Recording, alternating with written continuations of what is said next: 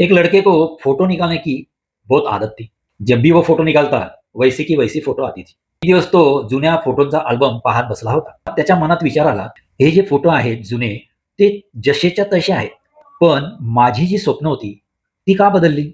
वो थोडा उदास हो गया. त्याला वाटलं कदाचित माझी तकदीरच साथ देत नसेल. तेवढ्यात त्याच्या आजोबांनी त्याला विचारलं, "काय विचार करतोस एवढा?" त्याने सगळं सांगितलं. "बाळा, हे जे फोटो ना त्या वेळी काढलेले, ते त्या वेळेचे तसेच दिसणार. पण खरी स्वप्न पूर्ण करण्यासाठी मेहनत, धैर्य, सातत्य लागतं. फोटोसाठी कॅमेरा पुरतो, पण तकदीर बदलायला कर्म लागते."